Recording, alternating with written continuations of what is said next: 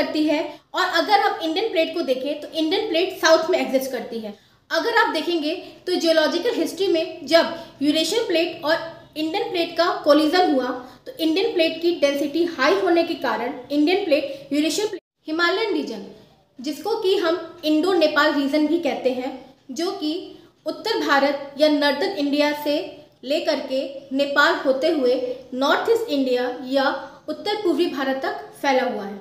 इस रीजन में frequently earthquake आते हैं या भूकंप आते हैं। तो आज हम इस वीडियो में अर्थक्वेक के बारे में जानेंगे और स्पेसिफिकली हिमालयन रीजन में अर्थक्वेक इतने ज़्यादा क्यों आते हैं उसके बारे में बात करेंगे। हेलो फ्रेंड्स, मैं पूजा गुप्ता, आप सबका स्वागत है मेरे चैनल माय सिविल सर्विसेज पे। अगर आपको ये वीडियो अच्छा लगे तो इस वीडियो को लाइक करें, शेयर करें और मेरे चैनल माय सिविल सर्विसेज को सब्सक्राइब करें। तो चलिए शुरू करते हैं।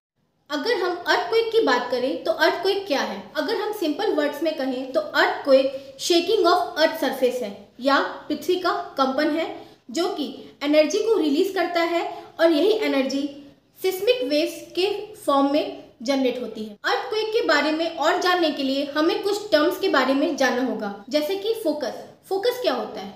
फोकस अर्थ सरफेस के नीचे मीन्स जिस सरफेस पे हम रहते हैं उस सरफेस के नीचे वो पॉइंट होता है जहाँ पर एक्चुअल अर्थक्वेक जनरेट होता है, और इस फोकस में जो भी एनर्जी रिलीज होती है वो वेव्स के फॉर्म में आगे की तरफ बढ़ती है और अर्थ सरफेस के अंदर और अर्थ सरफेस तक सिस्मिक वेव्स के फॉर्म में आती है। अगर हम एपिसेंटर की बात करें तो एपिसेंटर अर्थ सरफेस पे वो पॉइंट होता है जो कि फोकस के ठीक ऊपर होता है।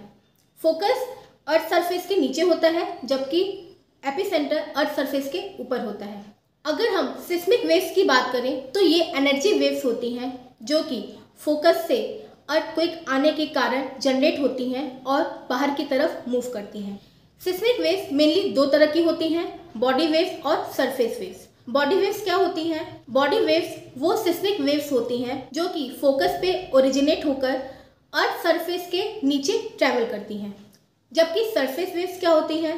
सरफेस वेव्स वो सिस्मिक वेव्स होती हैं जो कि फोकस पे जनरेट होकर बाहर की तरफ ट्रैवल करती हैं और अर्थ सरफेस पे आके डिस्ट्रक्शन करती हैं। अब हम अगर हिमालयन रीजन में अर्थक्वेक की बात करें तो यहाँ पर ये अर्थक्वेक क्यों और कैसे आता है, इसको समझने के लिए हमें सबसे पहले प्लेट्स और उनके मूवमेंट के बारे में समझना होगा। प्लेट्स क्या होती हैं? अगर हम अर्थ की बात करें तो अर्थ को तीन पार्ट में बांटा गया है, कोर, मेंटल और क्रस्ट। क्रस्ट वो पार्ट होता है जिसको हम अर्थ सरफेस कहते हैं और जिस पर हम रहते हैं। तो अगर हम प्लेट्स की बात करें तो ज्योग्राफी की प्लेट टेक्टोनिक थ्योरी के अकॉर्डिंग अर्थ सरफेस कई प्लेट्स में ब्रोकन है। अगर हम इन प्लेट्स को देखें तो ये प्लेट्स 7 मेजर प्लेट्स और बहुत सारी माइनर प्लेट्स में डिवाइडेड हैं। तो ये प्लेट्स हैं North American plates, South American plates, African plate, Antarctican plate, Eurasian plate, Indo Australian plate और पैसिफिक प्लेट। और इन मेजर प्लेट्स के अलावा बहुत सारी माइनर प्लेट्स भी एग्जिस्ट करती हैं। अब अगर हम इन प्लेट्स का मूवमेंट देखें तो ये प्लेट्स का मूवमेंट मेनली तीन तरीके से होता है। पहला कन्वर्जेंट, दूसरा डाइवर्जेंट और तीसरा ट्रांसफॉर्म। कन्वर्जेंट मूवमेंट क्या होता है? जब दो प्लेट एक दूसरे की तरफ मूव करती हैं और high density plate low density plate के नीचे चली जाती है तो इसको हम कन्वर्जेंट मूवमेंट कहते हैं। डाइवर्जेंट मूवमेंट क्या होता है? जब दो प्लेट एक दूसरे से दूर मूव करती हैं तो इसको हम डाइवर्जेंट मूवमेंट कहते हैं। ट्रांसफॉर्म मूवमेंट क्या होता है? जब दो प्लेट एक दूसरे के साथ में स्लाइड करती हैं, ना एक दूसरे के पास आती हैं ना दूर जाती हैं, बट एक दूसरे के साथ में स्लाइड करती हैं, तो इनको हम ट्रांसफॉर्म मूवमेंट कहते हैं। अगर मैं आपको एग्जांपल दूं तो कन्वर्जेंट मूवमेंट का सबसे अच्छा एग्जांपल है हमारा हिमालयन रीजन, जिसमें यूरेशियन प्लेट और इंडियन प्लेट एक दूसरे की तरफ मूव करते करते इंडियन प्लेट यूरेशियन प्लेट के नीचे आ गई और जिससे हिमालय का फॉर्मेशन हुआ। अगर मैं डाइवर्जेंट मूवमेंट का एग्जांपल दूं तो सबसे अच्छा एग्जांपल है अफ्रीका। अफ्रीका में ग्रेट रिफ्ट वैली जो कि रेड सी से होकर के पूरे अफ्रीका तक आती है, वो अफ्रीका से दूर जा रही है, धीरे धीरे डाइवर्जेंट हो रही है। और अगर मैं आपको ट्रांसफॉर्म मूवमेंट का एग्जांपल दूं तो इसका सबसे अच्छा एग्जांपल है नॉर्थ अमेरिकन प्लेट और पैसिफिक प्लेट, जो कि नॉर्थ की तरफ एक दूसरे से स्लाइड कर रही हैं।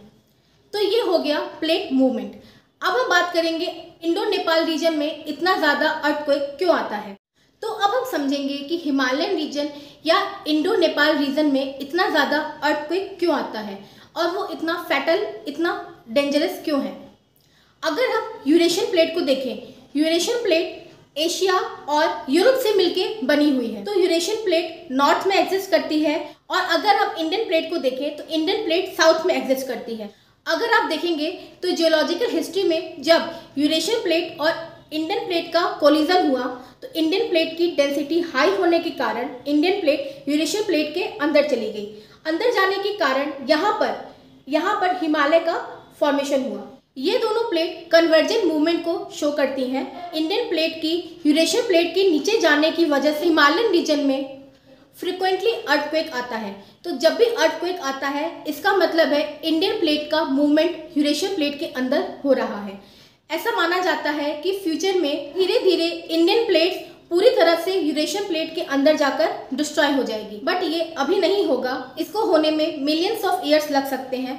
तब तक शायद हम ह्यूमंस इस धरती पर एग्जिस्ट भी ना करें। तो ये यूरेशियन प्लेट और इंडियन प्लेट का कोलिजन ही मेन रीज़न है हिमालयन रीजन में अर्थक्वेक आने का। इसी वजह से नॉर्थ इंडिया या उत्तर Bharat, Nepal, North East India या उत्तर पूर्वी भारत में बहुत ज़्यादा अर्थक्वेक या भूकंप आते हैं जो कि इस रीजन में बहुत ज़्यादा डिस्ट्रक्शन भी कॉज करते हैं। अब हम देखेंगे कि कौन कौन से रीज़न हैं जिनके कारण अर्थक्वेक आता है। अगर हम इन रीजन्स को डिवाइड करें तो ये मेनली दो टाइप के होते हैं।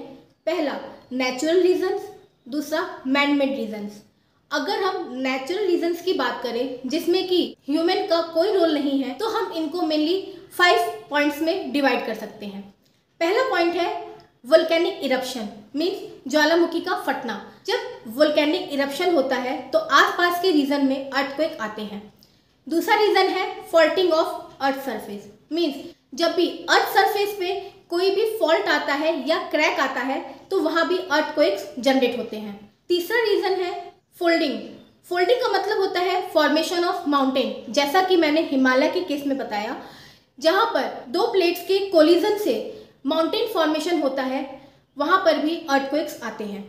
चौथा है plate movement, means convergent movement के अलावा जहाँ पर डाइवर्जेंट मूवमेंट, मीन्स जब दो प्लेट्स एक दूसरे से दूर जाती हैं, या ट्रांसफॉर्म मूवमेंट, जब दो प्लेट एक दूसरे को स्लाइड करती हैं, वहाँ भी अर्थक्वेक्स आते हैं। और पांचवा नेचुरल रीजन है लैंडस्लाइड, मीन्स जहाँ भी माउंटेन या हिली रीजन होते हैं वहाँ पर जब उनकी रॉक्स या चट्टानें बहुत ही लूजली बाउंड होती हैं और लैंडस्लाइड होता है तो वहाँ भी अर्थक्वेक्स आते हैं। तो ये हो गए नेचुरल रीजन्स जो कि अर्थक्वेक के लिए रिस्पॉन्सिबल होते हैं। अब हम बात करेंगे मैन मेड रीजन्स, मीन जहाँ पर ह्यूमन का रोल होता है अर्थक्वेक आने में। तो इसमें सबसे पहला रीजन है डीप अंडरग्राउंड माइनिंग, मीन जहाँ पर अंडरग्राउंड के नीचे माइंस या खदानें होती हैं वहाँ पर भी अर्थक्वेक आने के चांसेस बहुत ज़्यादा होते हैं। दूसरा है blasting in open ground mining, जहाँ पर खुली खदानें होती हैं वहाँ पर पत्थरों को तोड़ने के लिए ब्लास्टिंग की जाती है, उसकी वजह से भी अर्थक्वेक्स आते हैं। अगर हम तीसरा पॉइंट देखें तो डीप अंडरग्राउंड टनल, माउंटेन या हिली रीजन्स में जहाँ पर टनल बनाई जाती हैं वहाँ पर भी अर्थक्वेक्स आने का चांसेस बढ़ जाता है। चौथा पॉइंट है डैम कंस्ट्रक्शन, मीन्स जहाँ पर भी डैम्स या बांधों का कंस्ट्रक्शन किया जाता है वहाँ भी अर्थक्वेक आने के चांसेस बढ़ जाते हैं। नेक्स्ट है न्यूक्लियर एक्सप्लोजन, मीन्स जहाँ पर भी न्यूक्लियर बॉम्ब या परमाणु बॉम्ब का एक्सपेरिमेंट किया जाता है वहाँ पर भी अर्थक्वेक्स आते हैं। अगर ये न्यूक्लियर एक्सप्लोजन्स समुद्र के नीचे किए जाते हैं तो वहाँ पर भी अर्थक्वेक्स आते हैं जो कि सुनामी के फॉर्म में दिखते हैं। तो हमने देखा कि ये सब कारण थे जो कि अर्थक्वेक को प्रमोट करते हैं। अगर हम इंडिया में अर्थक्वेक जोन्स को देखें तो इंडिया को इंडियन सिस्मोलॉजी एक्सपर्ट्स के द्वारा 4 सिस्मिक जोन्स में डिवाइड किया गया है। जोन 2, 3, 4 और 5। जोन 4 और 5 वेरी हाई रिस्क रीजन है जहाँ पर हाई इंटेंसिटी के अर्थक्वेक मेजर किए जाते हैं और उनकी वजह से बहुत ज़्यादा डिस्ट्रक्शन होता है। पूरे हिमालयन रीजन को, नॉर्थ ईस्ट रीजन को और गुजरात के काठियावाड़ रीजन को जोन 4 और 5 में रखा गया है। ये बहुत ही हाई रिस्क जोन होते हैं जहाँ पर अर्थक्वेक्स के आने के चांसेस बहुत ज़्यादा होते हैं। अब हम देखेंगे कि अर्थक्वेक को कैसे मेजर किया जाता है। अर्थक्वेक को मेजर करने के लिए मेनली 2 स्केल होते हैं। पहला रिश्टर स्केल, दूसरा मर्कैली स्केल। रिश्टर स्केल अर्थक्वेक के द्वारा जो भी एनर्जी रिलीज होती है उसके मैग्नीट्यूड को मेजर करता है। इसकी रेंज 0 से 9 होती है। जैसे जैसे हम 9 की तरफ बढ़ते जाते हैं हाई इंटेंसिटी अर्थक्वेक जनरेट होता है और उससे बहुत ज़्यादा डिस्ट्रक्शन कॉज होता है। हम कहते हैं भूकंप की तीव्रता 6 थी, 7 थी, 8 थी। ये मेजर करता है रिश्टर स्केल। दूसरा स्केल है मर्कैली स्केल। ये अर्थक्वेक के इफेक्ट या इंटेंसिटी को मेजर करता है। ये बताता है कि अर्थक्वेक ने कितना डिस्ट्रक्शन कॉज किया है। अगर हम अर्थक्वेक के इम्पैक्ट को देखें तो जैसा कि हम सब जानते हैं अर्थक्वेक का सबसे बड़ा इम्पैक्ट ह्यूमन लाइफ और प्रॉपर्टी पे पड़ता है। दूसरा इम्पैक्ट देखें तो ये लैंडस्लाइड भी कॉज करता है। अगर हिमालयन रीजन पे देखा जाए तो अर्थक्वेक की वजह से जो रॉक्स होती हैं वो वीक हो जाती हैं और वहाँ पे लैंडस्लाइड होता है कि फर्दर बहुत डैमेज कॉज करता है। तीसरा इम्पैक्ट देखें तो फ्लड, जहाँ पे डैम कंस्ट्रक्शन होता है और वहाँ पे अगर अर्थक्वेक आ जाए और डैम टूट जाए, बांध टूट जाए तो वहाँ पर फ्लड आ जाता है जिससे कि ह्यूमन लाइफ और प्रॉपर्टी को डैमेज होता है। चौथा इम्पैक्ट है सुनामी। जो अर्थक्वेक समुद्र के नीचे जनरेट होते हैं उनकी वजह से सुनामी आती है जिससे कि कोस्टल एरियाज का हैबिटेट, लाइफ, प्रॉपर्टी पूरी तरह से डैमेज हो जाता है। तो ये थे अर्थक्वेक के। तो इस वीडियो में हमने अर्थक्वेक के बारे में जाना और हमने ये जाना कि हमारी हिमालयन रीजन में अर्थक्वेक इतना फ्रिक्वेंटली क्यों आता है। तो चलिए अब नेक्स्ट वीडियो में मिलते हैं नेक्स्ट टॉपिक के साथ। तब तक के लिए खुश रहिए, स्वस्थ रहिए और इन्फॉर्मेशन को स्प्रेड करते रहिए। Thank you.